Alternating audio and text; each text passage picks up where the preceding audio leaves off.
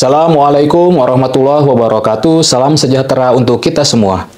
Perkenalkan, nama saya Muhammad Arif Rahman dari Prodi Pendidikan Ilmu Pengetahuan Sosial, Fakultas Pendidikan Ilmu Pengetahuan Sosial, Universitas Pendidikan Indonesia. Saya mengampu mata kuliah Patologi Sosial yang mempunyai kode SS317, terdiri dari 2 SKS, di mana mata kuliah ini merupakan rumpun mata kuliah keahlian pilihan program studi yang berada di semester 4 dan merupakan paket pilihan pendidikan anti korupsi. Mata kuliah ini mempunyai capaian pembelajaran mata kuliah atau CPMK berupa sikap, di mana dalam sikap adalah bekerja sama dan memiliki kepekaan sosial serta kepedulian terhadap masyarakat dan lingkungan. Kemudian capaian yang dituju dalam pengetahuan, menguasai kecekapan mengambil keputusan yang tepat dan profesional berdasarkan hasil analisis terhadap informasi dan data, serta dapat memilih berbagai solusi alternatif secara mandiri dan kelompok dalam memecahkan persoalan pembelajaran IPS.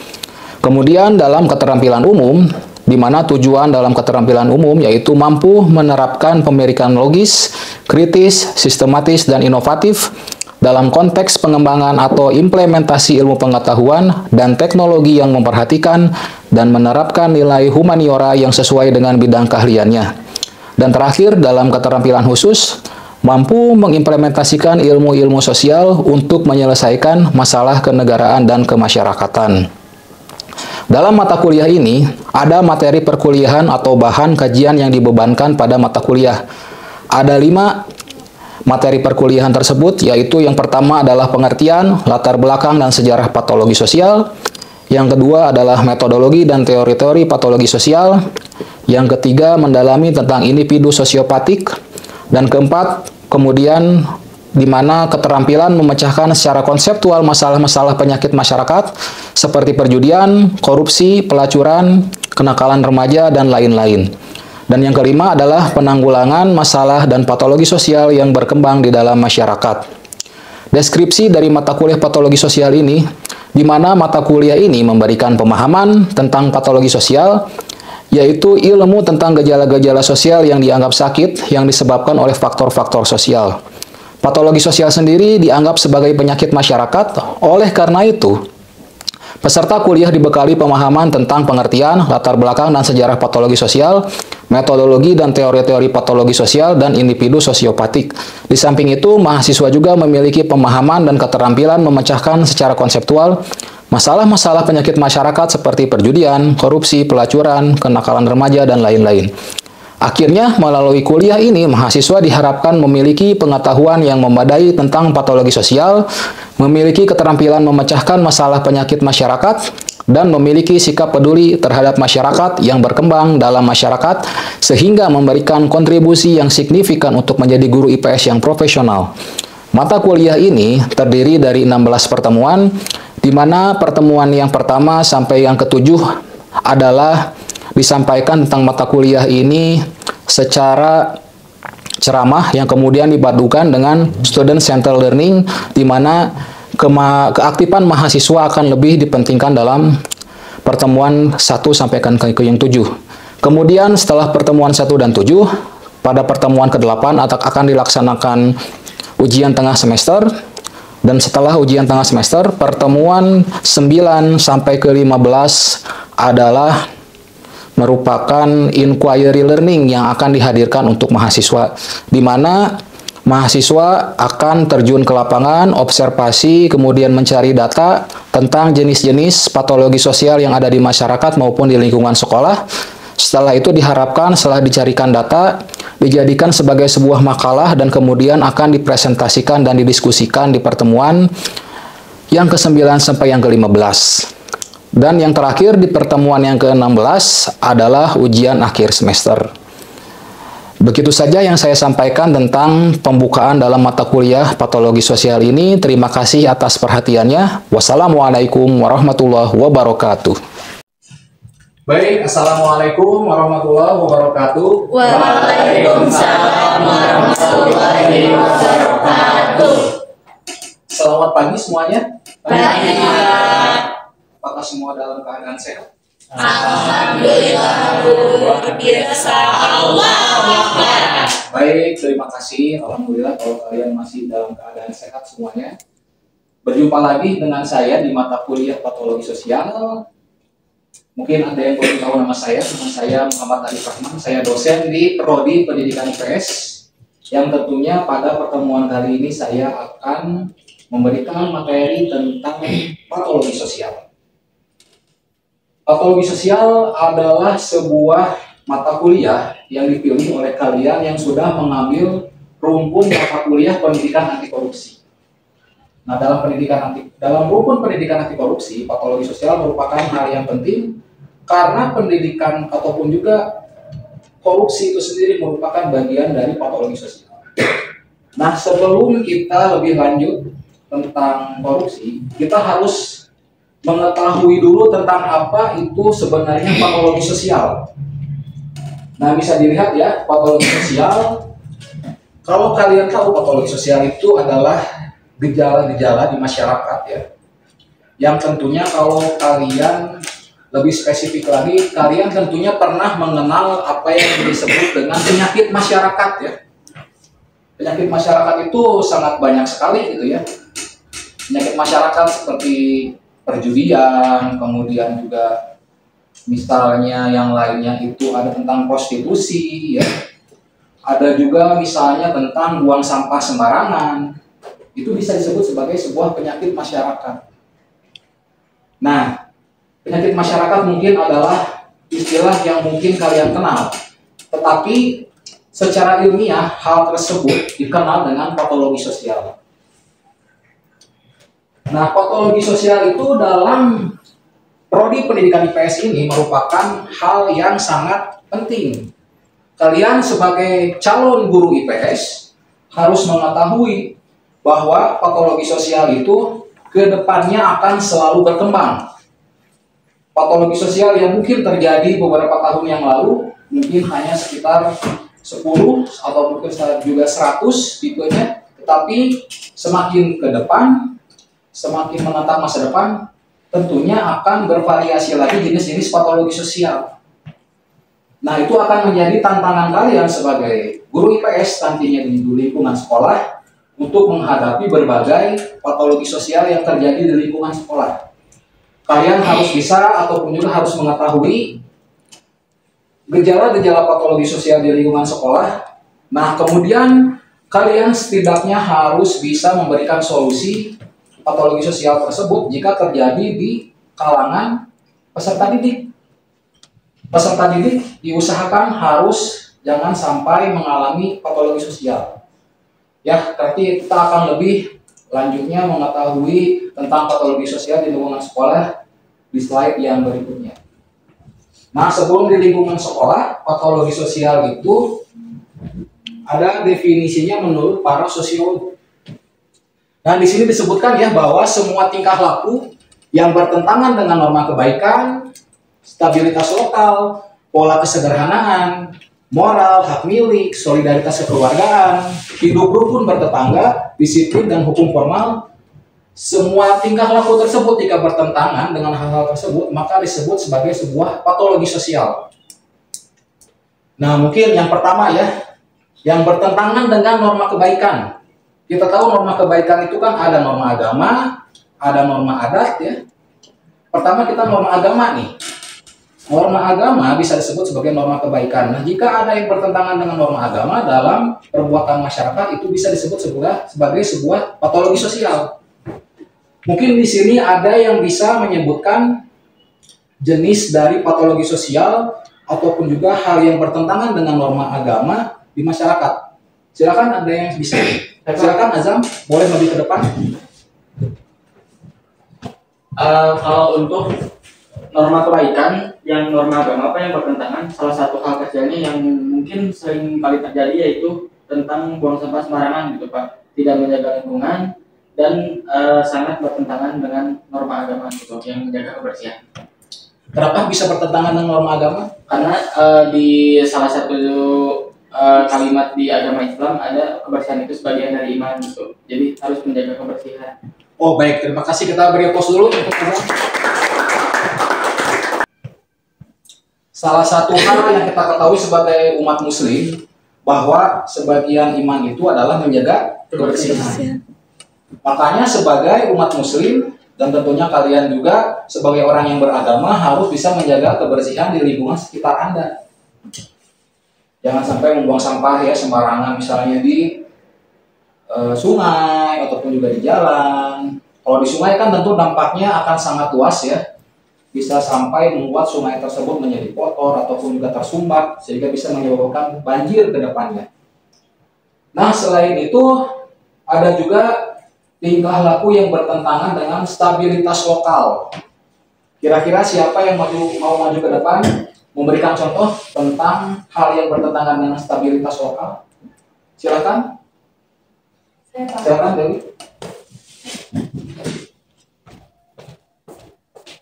Baik Pak, ingin menjawab untuk yang bertentangan dengan stabilitas lokal itu contohnya yang sekarang banyak gitu ya, kayak parkir liar Pak, atau tawuran gitu di antar masyarakat seperti itu Pak.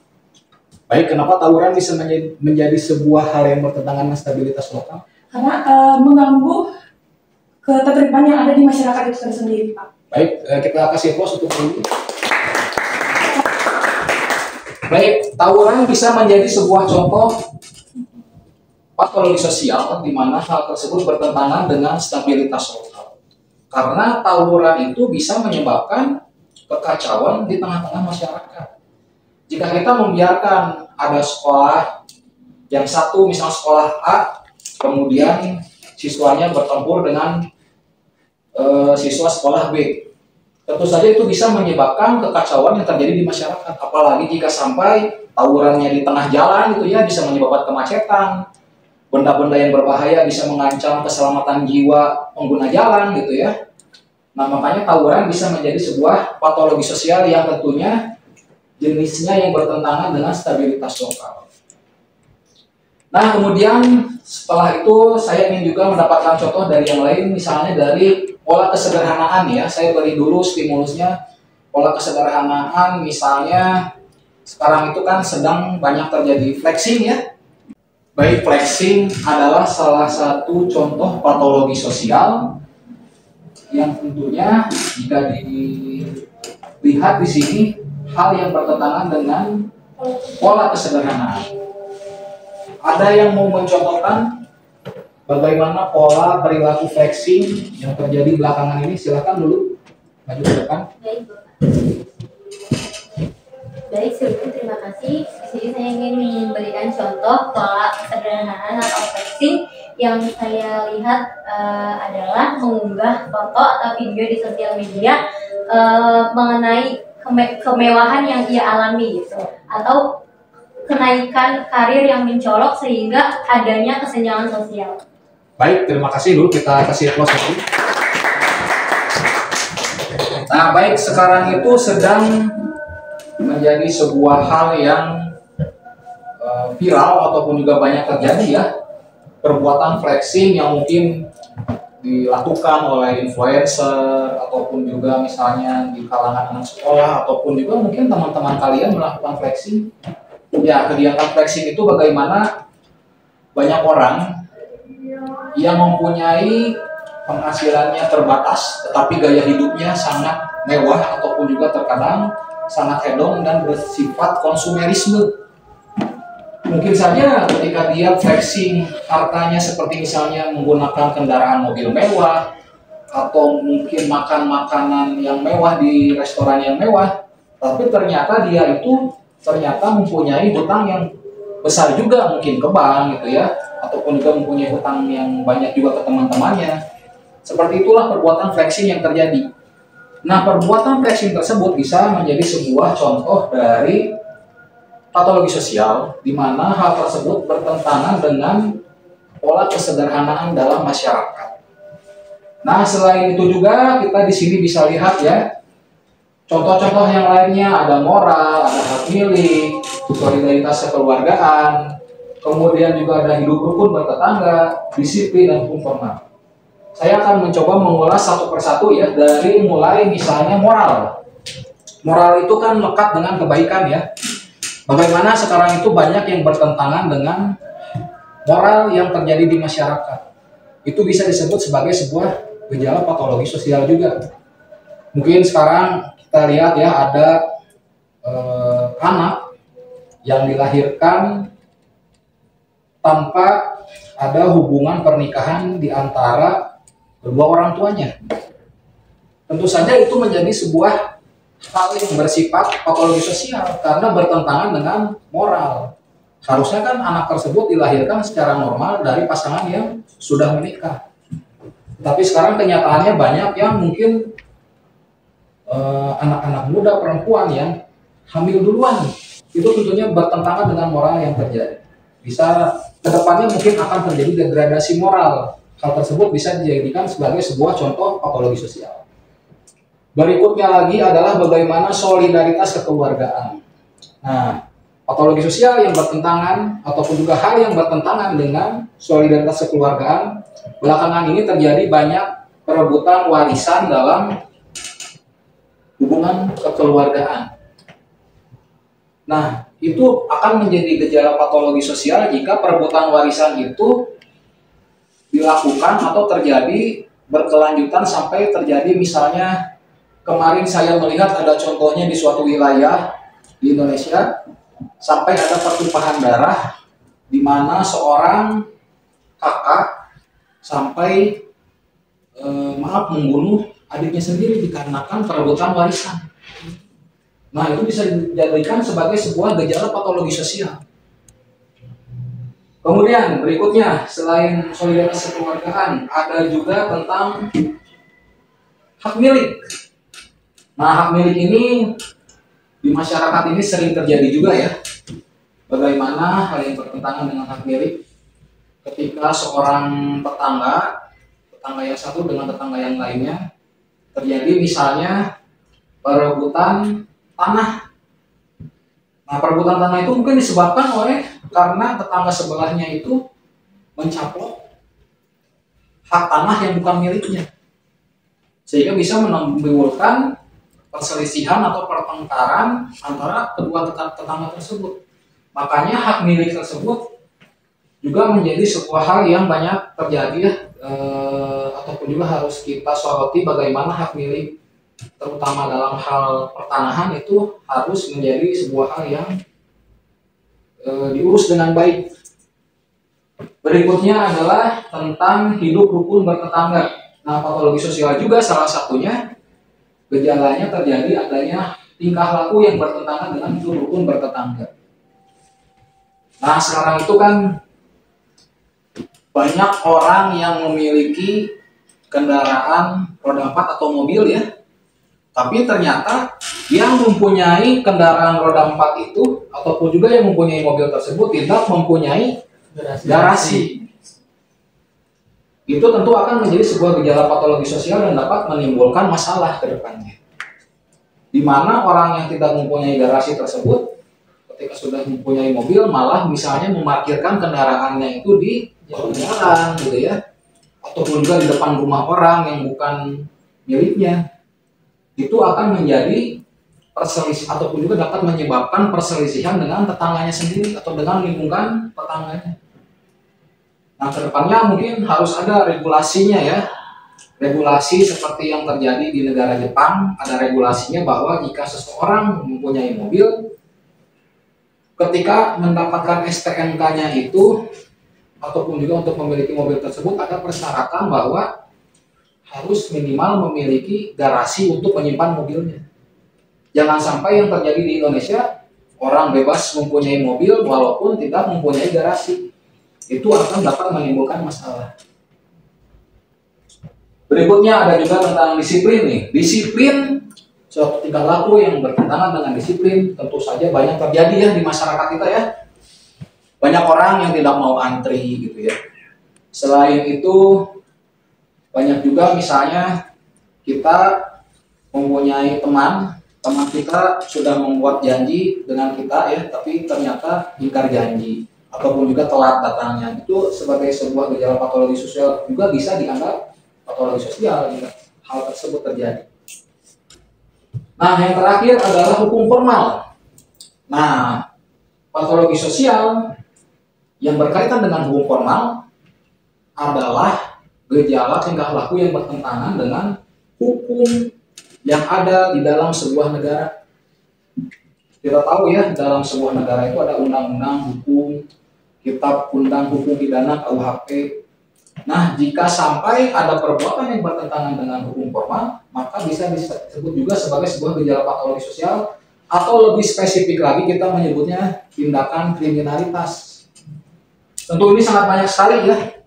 Dari tindakan kriminalitas ini, seperti misalnya perjudian, ada pembunuhan, ada pencurian, ada misalnya pelacuran, ada penyelundupan manusia ya. Pokoknya sangat banyak sekali gejala-gejala patologi sosial yang bertentangan dengan hukum formal ini. Nah, minimal kalian sebagai warga negara yang baik, tujuan dari PIPS itu kan menjadikan murid kalian itu sebagai warga negara yang baik ya. Nah, minimal kalian sebagai gurunya nanti ketika mengajar di kelas juga adalah menjadi seorang warga negara yang baik. Makanya kalian harus terhindar dari perilaku-perilaku yang bertentangan dengan hal-hal tersebut. Jangan sampai kalian berperilaku yang menunjukkan bahwa kalian itu mempunyai gejala patologi sosial.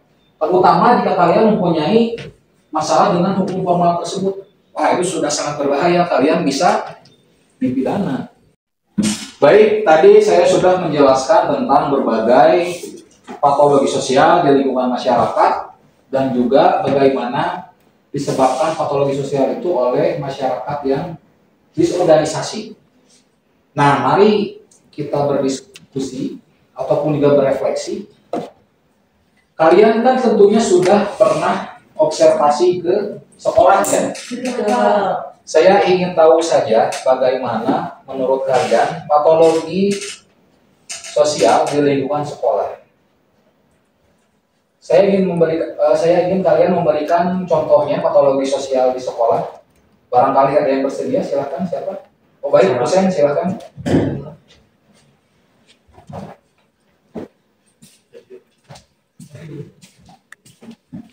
Baik, silakan ditulis saja.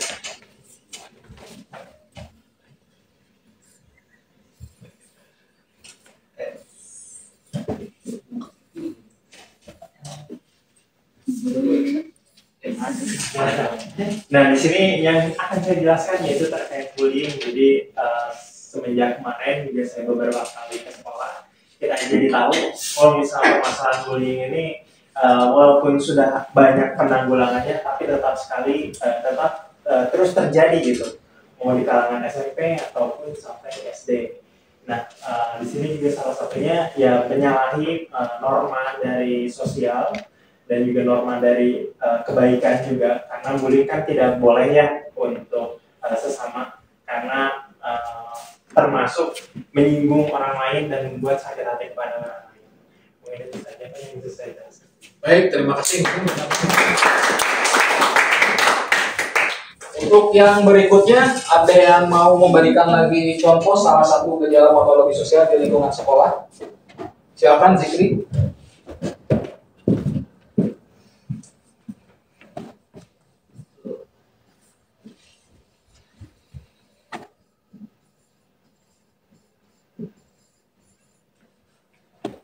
Judi online ya, baik silakan. Yang kedua, di sini ada judi online, walaupun sebenarnya di sekolah-sekolah yang di SMP atau SD gak banyak sebenarnya judi online, cuma ada beberapa peserta didik yang memang mencoba untuk bermain judi online gitu. Nah, setelah saya kemarin ke sekolah juga gitu, ada beberapa peserta didik yang sudah mengetahui tentang judi online ini dan apa saja permainannya kayak gitu.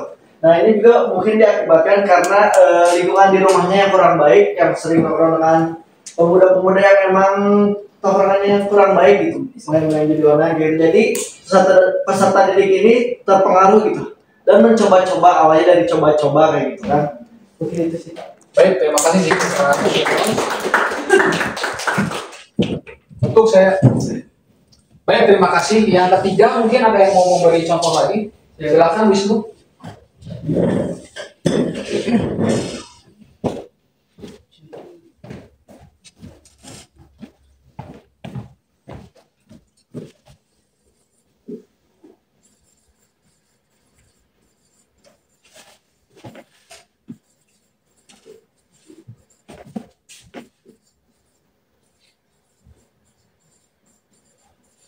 Wah, berarti ini yang ketiga yang membawa motor ke sekolah, bisa dijelaskan lebih lanjut? Nah, jadi pas setelah saya observasi ke sekolah-sekolah, ternyata masih banyak siswa yang membawa motor ke sekolah. Nah, padahal sudah jelas ya, untuk syarat pertama untuk membawa motor itu adalah memiliki SIM. Nah, tetapi rata-rata anak SMP itu belum memiliki SIM karena mereka masih berada di bawah umur, yaitu rata-rata anak SMP itu belum mencapai batas untuk membuat SIM, yaitu di 17 tahun. Tapi realitanya berbanding terbalik gitu. Anak SMP usia 15 tahun ataupun 14 tahun gitu sudah banyak yang membawa motor ke sekolah. Nah, pertama ini merupakan banyak faktornya gitu. Salah satunya itu kelalaian dari orang tua yang kurang mengawasi, atau bahkan ada beberapa murid itu yang sudah diizinkan oleh orang tuanya membawa motor ke sekolah. Nah, padahal itu menyalahi aturan gitu. Dan juga dari pihak sekolah pun sebenarnya sudah banyak tahu gitu bahwa beberapa siswanya itu membawa motor ke sekolah, tetapi masih tidak ada tindak lanjut gitu. Masih hanya sebatas diberitahu saja, tetapi tidak ada tindakan selanjutnya. Mungkin seperti itu Pak yang dapat saya jelaskan. Baik, terima kasih Wisnu. Sangat luar biasa sekali ya, kalian sudah bisa memberikan contoh-contoh yang baik tentang patologi sosial yang ada di lingkungan sekolah. Ada tentang bullying atau perundungan, kemudian ada tentang judi online, ada juga tentang membawa motor ke sekolah. Nah, dari ketiga hal ini tentu saja ini merupakan fenomena patologi sosial yang memang belakangan ini terjadi di lingkungan sekolah ya. Dari mulai bullying nih, bullying itu banyak sekali perundungan yang terjadi antara yang satu yang teman dengan teman yang lainnya, bisa secara kontak fisik atau juga secara verbal, yang bisa mengakibatkan korbannya itu trauma, bahkan tidak mau sekolah lagi ke depannya itu. Nah, kalian nanti harus bisa mengatasi masalah tersebut ya, harus memberikan materi yang baik kepada anak-anak ataupun juga peserta didik kalian bagaimana bisa menghindari tindakan bullying tersebut, dan memberikan perlindungan juga kepada korban jika memang korban tersebut mengalami perundungan atau bullying. Nah, bullying juga di zaman seperti ini bisa juga terjadi di media sosial ya. Nah, makanya kalian juga harus bisa mengarahkan peserta didik kalian untuk bisa bertutur kata dengan baik, ataupun juga menuliskan kata-kata yang baik di medsos, jangan sampai akhirnya merundung orang ataupun juga teman-temannya di media sosial tersebut. Berikutnya ada juga judi online. Nah, ini masalah, selain masalah di lingkungan sekolah juga merupakan masalah masyarakat ya. Banyak sekali anak-anak sekolah yang memang terjebak dalam judi online. Tidak jarang dari mereka sampai merepotkan orang tuanya karena harus meminjam kerugian uang dari, misalnya dari pinjaman online ataupun juga dari bank gitu ya. Tentu akan saja bisa menyebabkan kerugian lagi kepada selain si korban judi online-nya atau pelaku judi online-nya, ataupun juga orang tua dari korban judi online tersebut. Nah, yang terakhir ini, membawa motor ke sekolah ini tentu saja sangat berbahaya ya. Banyak sekali anak SMP yang memang tentunya nanti kalian akan mengajar di SMP, di mana anak SMP ini membawa motor atau menggunakan motor ke sekolah, sedangkan mereka itu tidak mempunyai surat izin mengemudi atau SIM. Itu akan membahayakan diri mereka sendiri dan juga tentu akan membahayakan orang lain.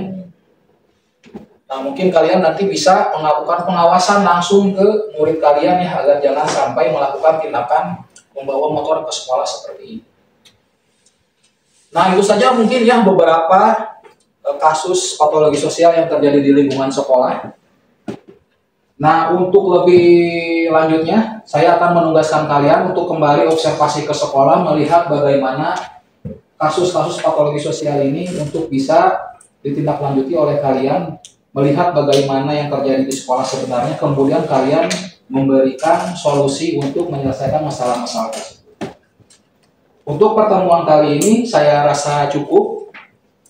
Silakan nanti kalian melanjutkan tugasnya, melakukan kunjungan ke sekolah ya, mungkin bisa dilakukan di minggu depan ya, di hari Senin. Untuk hari ini cukup sekian, terima kasih atas perhatiannya. Wabillahi taufiq wal hidayah. Wassalamualaikum warahmatullahi wabarakatuh. Waalaikumsalam warahmatullahi wabarakatuh. Terima kasih.